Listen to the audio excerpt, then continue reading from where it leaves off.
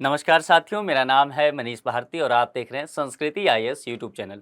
साथियों, आज का जो हमारा टॉपिक है वो बेहद महत्वपूर्ण टॉपिक है और यह आपके जीएस का जो सेकेंड पेपर है वहाँ से जुड़ेगा और आयर खंड से, इंटरनेशनल रिलेशन से जाकर के ये जुड़ेगा, ठीक है। और बात हम करेंगे भारत और पाकिस्तान को लेकर के, तो दो देश, दो जो कह सकते हैं कि चिर प्रतिद्वंदी हैं, उनके बीच के मसले पर हम बात करेंगे। टॉपिक देखिए, भारत के साथ बातचीत को तैयार पाकिस्तान, ठीक है। यह मसला क्या है, इस पर डिटेल से देखेंगे। भारत और पाकिस्तान के बीच संबंध कैसे रहे हैं, दोनों देशों के निर्माण के पश्चात से हैं, इन सभी मुद्दों पर हम डिटेल से देखेंगे।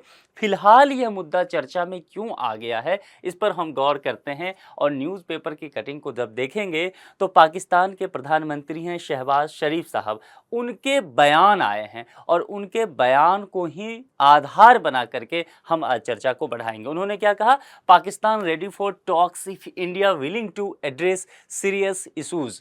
उनका कहना है कि पाकिस्तान जो है भारत के साथ बातचीत के लिए तैयार है।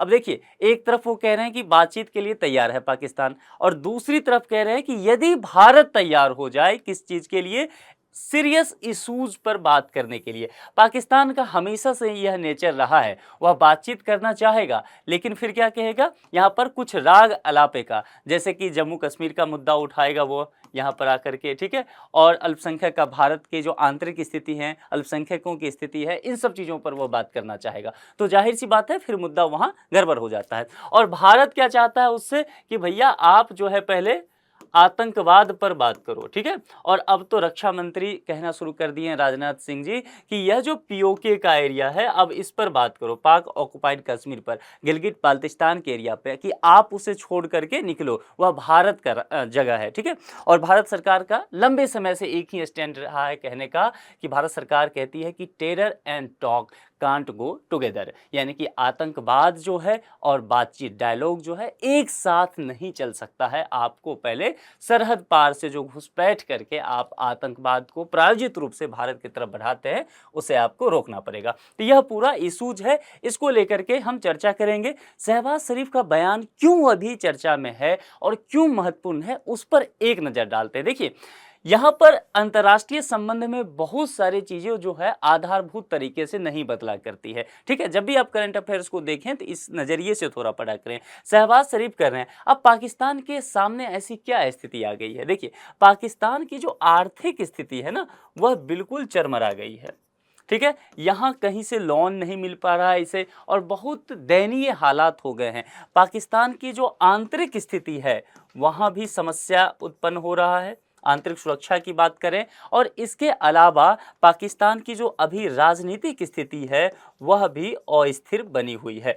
इन सभी मुद्दों को लेकर के देखें तो पाकिस्तान कहीं न कहीं बैकफुट पे है। पाकिस्तान का जो हितैषी देश है, एक सदाबहार मित्र जिसे वो कहता है, चीन, तो चीन भी पाकिस्तान को कई मुद्दों पर अभी साथ नहीं दे रहा है, और यूएसए या हो गया या पश्चिमी देश हो गए, वह पहले से पाकिस्तान से कटा हुआ है। इस स्थिति में पाकिस्तान के लिए जरूरी हो गया है कि इस पर दबाव बन रहा है पाकिस्तान पे कि आप भारत को साथ लेकर के चलिए, क्योंकि दक्षिण एशिया की शांति की जब भी बात आती है तो भारत का सीधा सीधा कहना है कि हम तो इसके लिए हमेशा ही प्रयासरत हैं, लेकिन दक्षिण एशिया में सुरक्षा की जो स्थिति खराब हो रही है उसके लिए जिम्मेदार कौन है, तो पाकिस्तान है। तो अब पाकिस्तान पर पूरी तरह से दबाव बना हुआ है। यही कारण है कि पाकिस्तान के प्रधानमंत्री जो है बातचीत का राग अलाप रहे हैं, लेकिन साथ ही वही खेल फिर से कर रहे हैं, वही सारे मुद्दे लेकर के आ रहे हैं कि कश्मीर पे बात कीजिए, तो भारत के अल्पसंख्यकों पे बात कीजिए। जाहिर सी बात है कि नीयत बहुत साफ यहाँ नहीं है। चलिए आगे बढ़ते हैं और कुछ प्रमुख बिंदुओं को देखते हैं। जैसा कि मैंने कहा कि प्रधानमंत्री शहबाज शरीफ जो हैं पाकिस्तान के, वो भारत के साथ बातचीत के मंशा जाहिर किए हैं, और इनका कहना है कि दोनों जो देश हैं पड़ोसी देश हैं, तो वह सामान्य पड़ोसी के रूप में भी रह सकते हैं यदि वह गंभीर मुद्दों पर हम लोग बातचीत करें, शांतिपूर्ण और सार्थक पहल करें। तो जैसे बाकी दो देशों के बीच शांतिपूर्ण और सौहार्द की स्थिति बनी रहती है, भारत और पाकिस्तान के बीच भी ऐसा रह सकता है, इसमें कोई दो राय नहीं है, ऐसा इनका कहना है। उसके बाद युद्ध की बात करते हैं ये, और युद्ध की बात करते हुए इनका कहना है कि युद्ध जो है कोई समाधान नहीं हो सकता है, कोई विकल्प नहीं हो सकता है, अंततः जो है शांति की बात ही हम लोगों को करना होगा। और इनका यह भी कहना है कि दोनों ही देश जो है कई युद्ध लड़ चुका है, ठीक है। अब इस युद्ध के परिणाम स्वरूप भारत और पाकिस्तान दोनों ने ही नुकसान झेला है, और नुकसान कई स्तर पर हुआ है। गरीबी भुखमरी से जहां लड़ना चाहिए और शिक्षा से लड़ना चाहिए, वहां दोनों देश जो हैं आपस में लड़ रहे हैं, ऐसा कहना है पाकिस्तान के प्रधानमंत्री का। और दोनों ही देश जानते हैं परमाणु संपन्न राष्ट्र हैं, तो इनका यह भी कहना है कि भविष्य में यदि स्थिति इस तरह की खराब होती है दोनों राष्ट्रों के बीच और परमाणु युद्ध के आसार हो जाते हैं, तो जाहिर सी बात है दोनों ही राष्ट्र का बड़े स्तर पर क्षति होगा, ठीक है। अब भारत पाकिस्तान के वर्तमान संबंध कैसे हैं, क्या स्थिति है, उस पर एक नजर हम दौड़ाते हैं। देखिए, आपको भी पता है कि भारत पाकिस्तान का जो संबंध है वह शुरुआत से ही, जब से निर्माण पाकिस्तान का हुआ है, भारत आजाद हुआ है, उसी वक्त से संबंध बेहद खराब रहे हैं, ठीक है। मधुर संबंध स्थापित करने के कई कोशिश किए गए, कई समझौता हुआ, लेकिन यह अभी तक सफल कम से कम नहीं हो पाया है। इसकी एक बड़ी वजह जो है वह सीमा पार से प्रायोजित आतंकवाद है, जो पाकिस्तान भारत की तरफ करता रहता है, ठीक है। 2008 में आपको पता होगा कि मुंबई में हमला हुआ था, जिसमें ताज होटल पे भी हमला हुआ था और भी कई जगहों पे, वहां से संबंध बहुत ज्यादा खराब हो गया। आप जानते हैं कि भारतीय क्रिकेट टीम जो है पाकिस्तान जाकर के नहीं खेलती है, या दोनों ही देशों के बीच जो है द्विपक्षीय सीरीज तक अब नहीं होता है, जो एक कहते हैं कि सॉफ्ट पावर है, ठीक है। जैसे क्रिकेट हो गया, तो क्रिकेट क्या है, हमारे लिए सॉफ्ट पावर का काम करता था खेल, लेकिन अब 2008 से ही तकरीबन देखेंगे, बीच में एक दो सीरीज हुआ था, लेकिन बड़े स्तर पर फिर से आयोजन इसका नहीं हो रहा है। तो दोनों देशों के बीच कोशिश कई बार की गई, लेकिन पाकिस्तान के तरफ से उन चीज़ों पर कारगर रूप से काम करता हुआ नहीं दिखा, तो भारत सरकार ने इसकी इजाज़त अभी तक नहीं दी है। तो कहने का तात्पर्य है कि स्थिति जो है दोनों देशों की अगर मित्रता की देखें तो बहुत हद तक सही तो नहीं है। उसके अलावा अब कुछ संवैधानिक घटनाक्रम भारत में होता है। अब यह भारत सरकार का कहना है कि देखिए, जो भी संवैधानिक घटनाक्रम भारत में हो रहा है वह भारत का आंतरिक मसला है, लेकिन जाहिर सी बात है पाकिस्तान उसे हमेशा ही से खुद से जोड़ करके देखता रहा है। जैसे कि हम जम्मू कश्मीर की बात करें, ठीक है, उस वक्त जम्मू कश्मीर टोटल हम देखते हैं, मतलब लद्दाख वाले हिस्सा को भी हम साथ ले लेते हैं। अभी तो आप जानते हैं कि जम्मू कश्मीर एक अलग राज्य हो गया है और लद्दाख जो है केंद्र शासित प्रदेश हो गया है, ठीक है। अब इस स्थिति में देखते हैं, यहां पर समझिए, जब धारा 370 था जम्मू कश्मीर को प्राप्त, तो जम्मू कश्मीर को विशेष राज्य का एक तरह से दर्जा दिया हुआ था, ठीक है। यहाँ पर एक तरह से कह सकते हैं कि दो संविधान था, जम्मू कश्मीर का अलग संविधान था, भारत के कुछ कानून चलते थे, इसका अपना झंडा था, तो एक तरह से एक राष्ट्र में रहते हुए इसकी एक अलग पहचान थी। तो भारत को लेकर के कहीं न कहीं अलगाव की स्थिति भी उत्पन्न होती थी। तो सरकार ने धारा 370 को खत्म कर दिया, साथ ही सेक्शन 35A को भी समाप्त कर दिया, तो विशेष दर्जा जो जम्मू कश्मीर को दिया हुआ था वह समाप्त हो गया। इसके अलावा जो जम्मू कश्मीर का हिस्सा है वह दो राज्यों में विभक्त कर दिया गया, दोनों को ही यूटी बना दिया गया, यानी कि यूनियन टेरिटरी बना दिया गया। केंद्र सरकार के द्वारा ही अब उस पर शासन होगा, और जम्मू कश्मीर का जो हिस्सा है वहां विधानसभा चुनाव होगा, ध्यान रखना है, लेकिन जो लेह और लद्दाख वाला हिस्सा है वहां विधानसभा चुनाव नहीं होगा। तो ये वर्तमान स्थिति है। अब इसको लेकर के पाकिस्तान जो है यहां पर सर पीटना शुरू कर दिया। पाकिस्तान दुनिया भर के मंच पे गया, भारत के साथ संबंध खराब कर दिए कि आपने कश्मीर में ऐसा कर दिया। भारत सरकार ने कहा ये हमारा आंतरिक मसला है, ठीक है, तो इसमें दखल अंदाजी हम पसंद नहीं करेंगे। वहां से संबंध और ज्यादा खराब हो गया और द्विपक्षीय संबंध जो है वहां से बिगड़ता ही चला गया दोनों ही राष्ट्रों के बीच। पाकिस्तान ने एक कदम आगे बढ़ते हुए, देखिए, क्योंकि हो क्या जाता है ना, अंतर्राष्ट्रीय संबंध कहीं ना कहीं आंतरिक राजनीति पर भी निर्भर करता है। तो यदि चुनाव हो रहा हो और आंतरिक राजनीति को संतुष्ट करना हो, तो उसको कहीं ना कहीं जो भारत, अगर पाकिस्तान है तो भारत के संदर्भ में उसे बेहतर काम करना पड़ेगा, भारत को पाकिस्तान को देख करके करना पड़ेगा। तो यहाँ पर क्या हुआ कि इस्लामाबाद में जो भारतीय उच्चायुक्त हुआ करते थे, पाकिस्तान ने उसे भी निष्कासित कर दिया था। उसके बाद हवाई और भूमि संपर्क हो, चाहे वो व्यापार हो, रेलवे सेवाएं हो, दोनों ही देशों के बीच ये सभी कुछ बंद हो गया। तो संबंध बेहतर करने के जो सूत्र थे वह टूटता ही लगातार चला गया, और भारत ने 15 फरवरी 2019 को पाकिस्तान से मोस्ट फेवर्ड नेशन का दर्जा भी वापस ले लिया। इसके तहत कुछ विशेष तरह की सुविधाएं ऐसे देशों को दी जाती है व्यापार वगैरह में, तो इस पर हम कभी डिटेल से बात करेंगे। इकोनॉमी का बढ़िया टॉपिक है, फिलहाल आप इतना समझ लीजिए। तो भारत ने भी ये ले लिया, तो जाहिर सी बात है क्रिया का प्रतिक्रिया चलता रहा और संबंध जो है बिल्कुल कह सकते हैं भारत पाकिस्तान का अभी का जो संबंध है इतिहास का सबसे बुरे दौर का संबंध है, क्योंकि बिल्कुल भी डायलॉग ही बंद है दोनों देशों के बीच, तो कुछ गुंजाइश नजर नहीं आता है।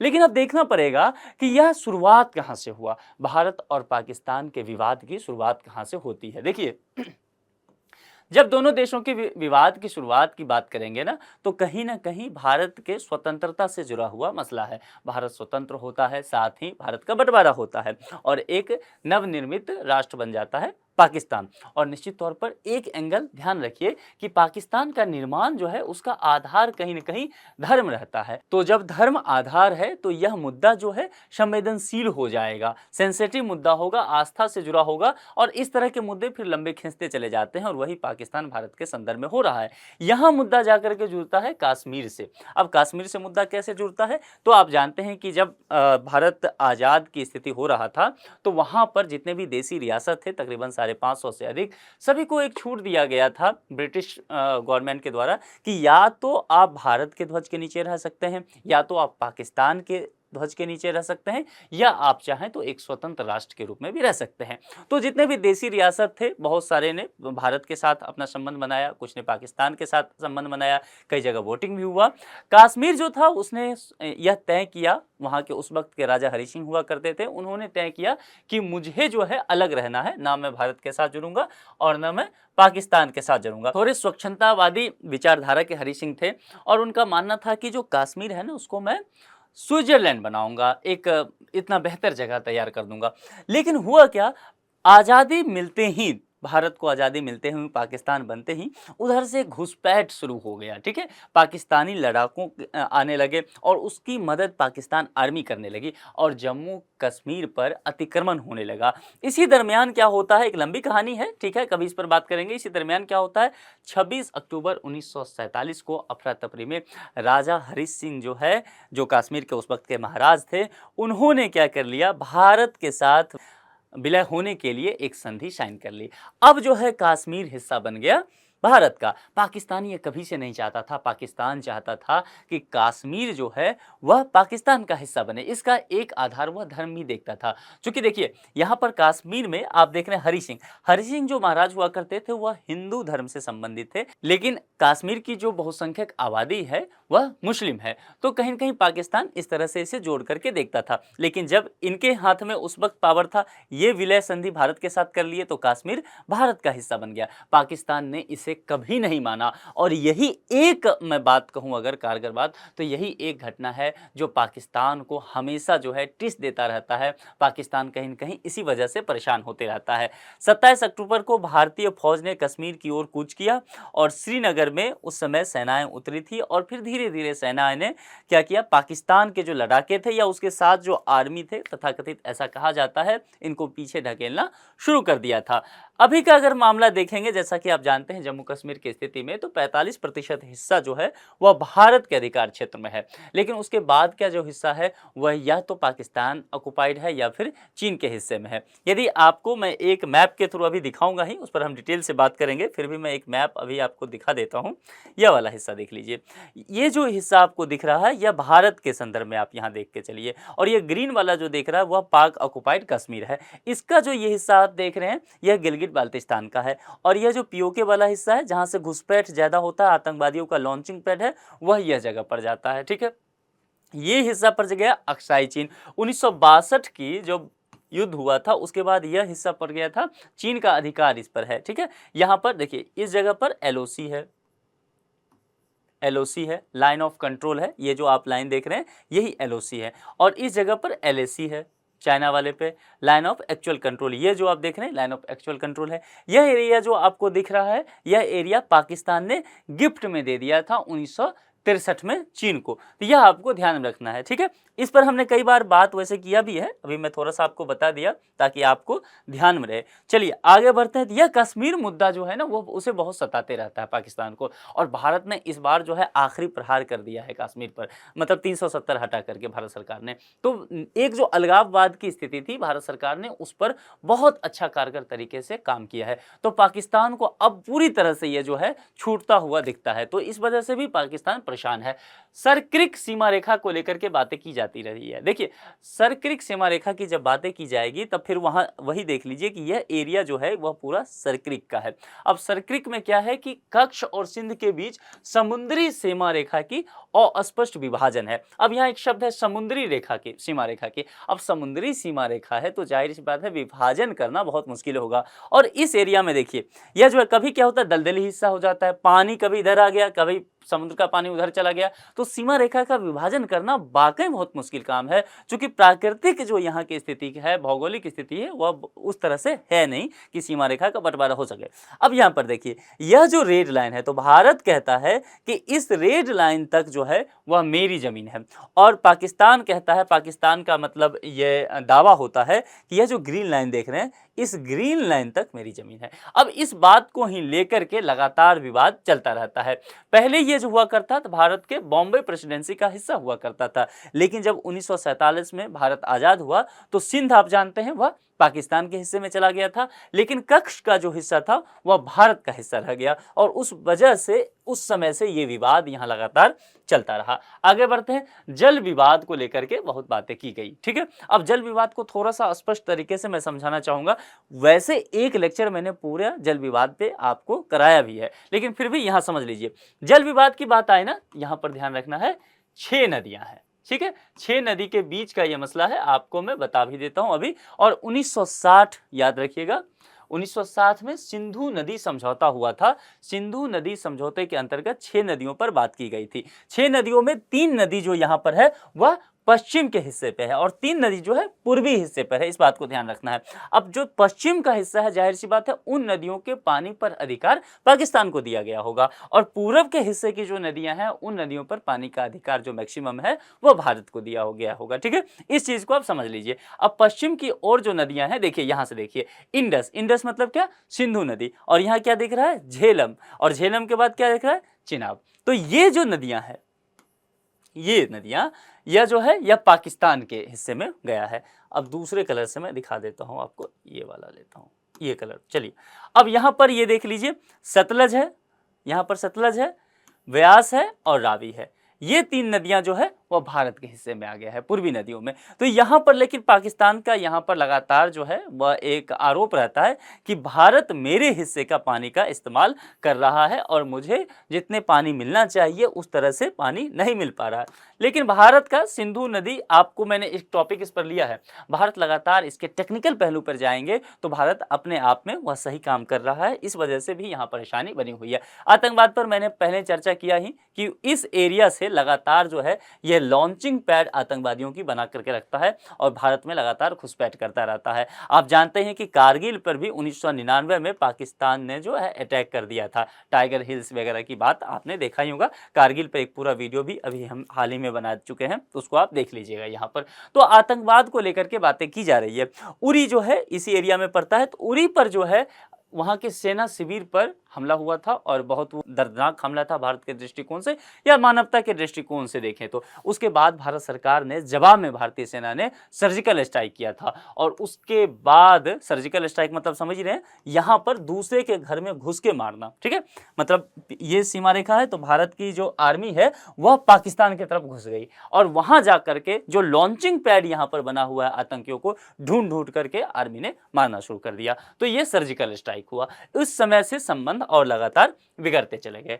चीन पाक आर्थिक गलियारा को लेकर के बातें की जाती रही है, थोड़ा सा यहां समझ लीजिए। देखिए चीन पाक आर्थिक गलियारा जो है, तो एक गलियारा है, एक रोड है, ऐसा समझिए आप सीधा सीधी, ठीक है। एक गलियारा बनाया जा रहा है, और गलियारा कौन बना रहा है? तो चीन और पाक जो नाम है। अब क्या है? आर्थिक गलियारा है, ध्यान से देखना है। यानी कि यह कहीं ना कहीं पूरा जो प्रोजेक्ट है वह अर्थव्यवस्था को समर्पित है। अर्थव्यवस्था को सुचारू रूप से चलाने के लिए इंफ्रास्ट्रक्चर का बेहतर होना बहुत जरूरी है। आधारभूत संरचना होगा तभी तो अर्थव्यवस्था सुचारू रूप से चलेगा, इन्वेस्टमेंट हो पाएगा, ट्रांसपोर्टेशन बढ़िया होगा, ठीक है। तो व्यापार सुगमता इन सब चीजों से बढ़ेगी। ईज ऑफ डूइंग बिजनेस की बात की गई है। तो यह मुद्दा था। अब ये किस जगह से किस जगह तक है इसको समझ लीजिए। जैसे चीन से है, तो चीन तो आप जानते हैं पूरी दुनिया में भी वन बेल्ट रोड इनिशिएटिव कर रहा है, तो उसके तहत वो पाकिस्तान से भी जोड़ना चाह रहा है। अब यहाँ पूरा वर्ल्ड मैप नहीं है, नहीं तो मैं बता देता कि यहाँ पर जो मान लीजिए ये ग्वादर वाला हिस्सा है पाकिस्तान में पड़ता है, ये बलूचिस्तान के हिस्सा में, और यहाँ पर जो ये हिस्सा पड़ जाता है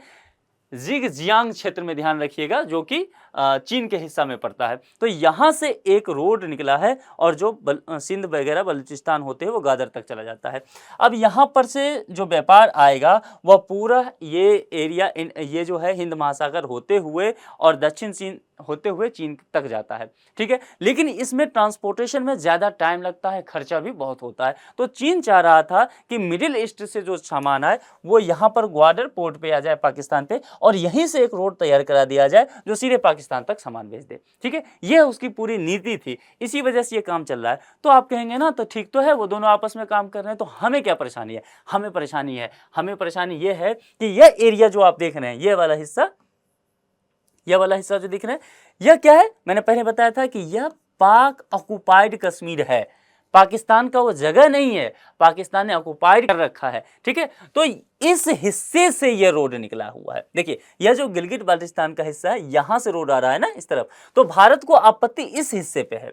यहां दूसरे कलर से आप देखिए, भारत आपत्ति इस एरिया पे कर रहा है कि आपका जो यह वैधानिक रूप से जगह नहीं है, यह भारत का हिस्सा है, लेकिन आपके कब्जे में है और आप अभी उसको एक तो खाली नहीं कर रहे हो, ऊपर से वहां जो है इंफ्रास्ट्रक्चर डेवलप कर रहे हो, तो यह गलत है, इसको आप सही करो। तो चीन से भी भारत की आपत्ति इस मामले में है और पाकिस्तान से भी आपत्ति भारत की इस मामले में है। तो यह पूरा प्रोजेक्ट जो है इसको लेकर के भारत की यही आपत्ति है, और इस प्रोजेक्ट को लेकर के ना सिर्फ पाकिस्तान से भारत का रिश्ता मधुर नहीं है, बल्कि इस प्रोजेक्ट को लेकर के चीन के साथ भी भारत का तनातनी चलते रहता है।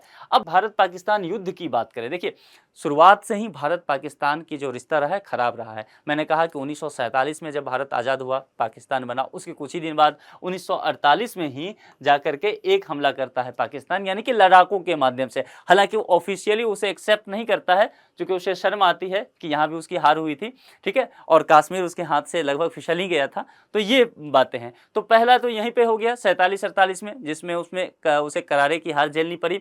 उसके बाद क्या होता है, 1962 में भारत और चीन का युद्ध होता है। तो भारत जो है उस वक्त दोस्त मान रहा होता है चीन को, हिंदी चाइना भाई भाई का नारा दिया जाता है, लेकिन चीन भारत के पीठ पे छुरा घोंपता है, ठीक है। भारत को कहीं ना कहीं एक तरह से कह सकते हैं कि आप उसके साथ विश्वासघात करता है। तो भारत की स्थिति उस वक्त कमजोर रहती है। अब यहां पर यह सोचता है पाकिस्तान कि भारत 1962 चाइना के साथ उसकी स्थिति कमजोर है, क्यों ना हम एक हमला भारत पे कर दें।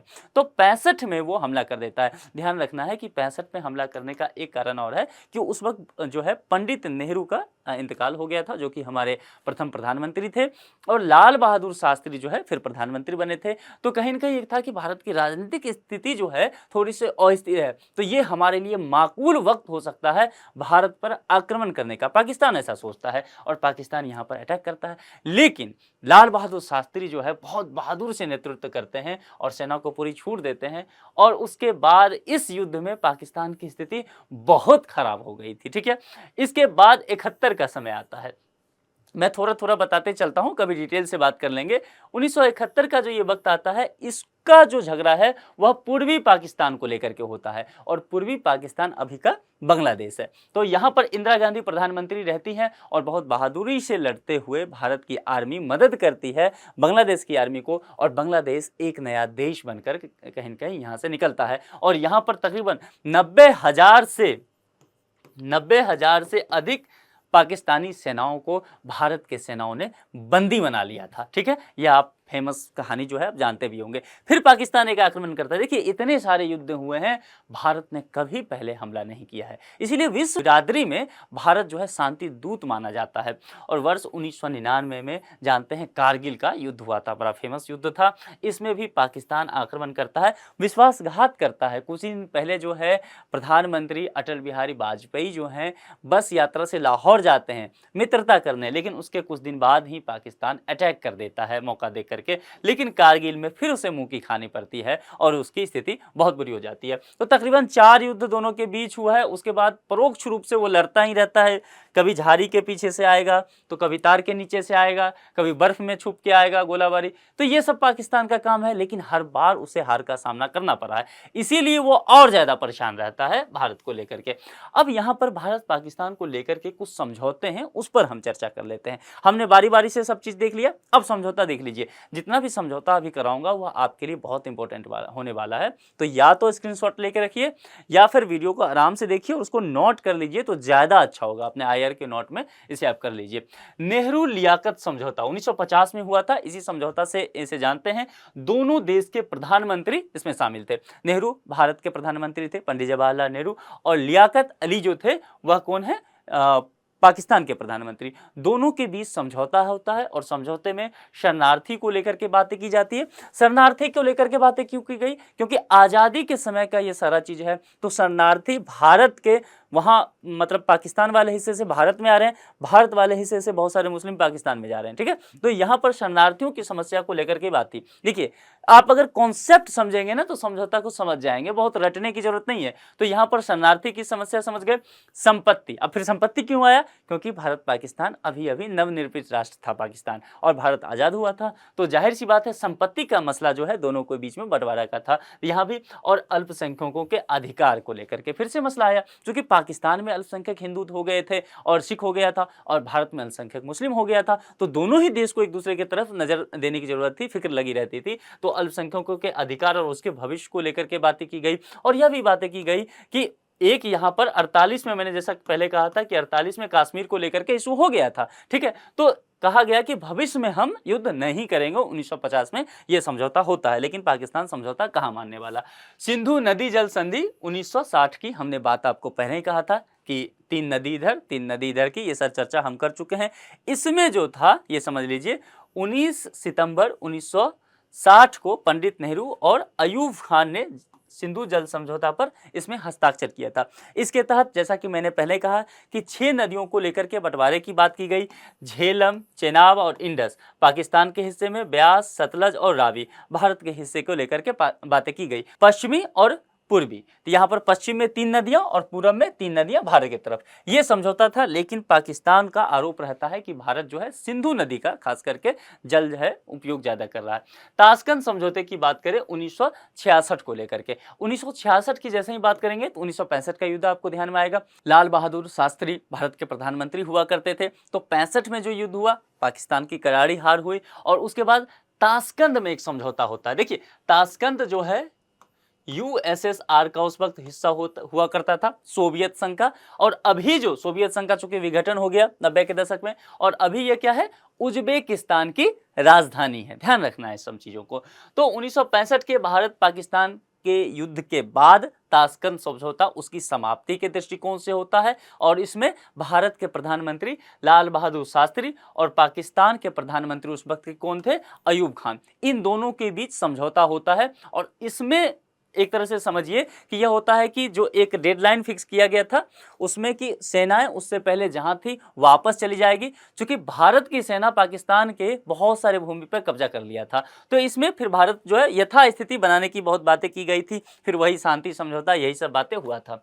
शिमला समझौता की बात करेंगे 1972। अब जाहिर सी बात है 1972 की बात करेंगे तो 1971 का युद्ध आपको ध्यान में रहेगा। और 1971 की युद्ध की बात का मतलब है बांग्लादेश का जन्म हुआ, जो कि पहले पूर्वी पाकिस्तान माना जाता था। इंदिरा गांधी भारत की प्रधानमंत्री थी और पाकिस्तान के राष्ट्रपति उस वक्त हुआ करते थे जुल्फ़िकार अली भुट्टो। तो इनके बीच यह समझौता हुआ था और यहाँ पर यह 2 जुलाई 1972 को हुआ था। भारत ने, जैसा कि मैंने पहले कहा था कि 90,000 से अधिक सैनिकों को, पाकिस्तान के सैनिकों को बंदी बना लिया था, तो इनको मुक्त करने की बात की गई थी। बहुत सारी शर्तें भी पाकिस्तान से मंगाई गई थी। हालांकि बहुत सारे जो राजनीतिक विश्लेषज्ञ होते हैं उनका यह मानना है कि यह समझौता, भारत इसका फायदा उठा सकता था, लेकिन भारत ने इस समझौते को बहुत अच्छे से हैंडल नहीं किया। तो कभी इस पर बात करेंगे डिटेल से। और नॉन न्यूक्लियर एग्रीमेंट 1988 में हुआ था। उस वक्त भारत के प्रधानमंत्री राजीव गांधी हुआ करते थे और पाकिस्तान की प्रधानमंत्री होती थी बेनजीर भुट्टो। दोनों के बीच यह समझौता हुआ। अब नॉन न्यूक्लियर एग्रीमेंट जो हुआ, इसका मतलब समझिए दोनों ही देश जो हैं अभी परमाणु शक्ति संपन्न राष्ट्र हैं। तो इनमें बात की गई इस समझौते में कि हम दोनों ही राष्ट्र अपने परमाणु हथियारों में कटौती करेंगे और एक दूसरे पर परमाणु हमला भी नहीं करेंगे। साथ ही दूसरे देशों को हम परमाणु तकनीक भी नहीं देंगे ताकि हम एक दूसरे को परेशान ना कर सके। तो यहाँ देखिए समझौता पर साइन वगैरह हो रहा है। और लाहौर घोषणा पत्र 1999 में हुआ था। 1999 जब भी आएगा तो आपको क्या याद होना चाहिए?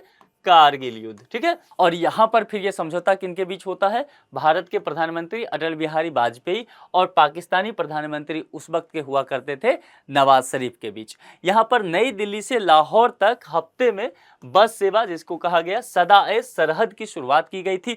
उस समय रिश्ता को बेहतर करने का कोशिश किया गया था। अटल बिहारी वाजपेयी प्रधानमंत्री थे।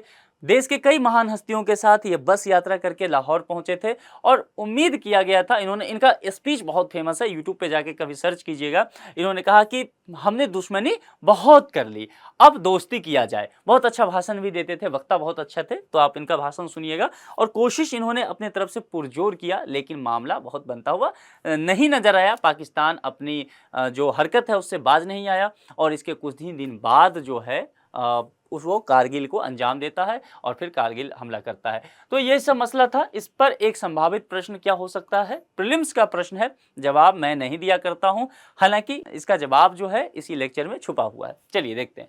सिंधु नदी समझौते के अनुसार निम्नलिखित नदियों में से किस नदी के जल पर भारत के नियंत्रण को स्वीकार किया गया?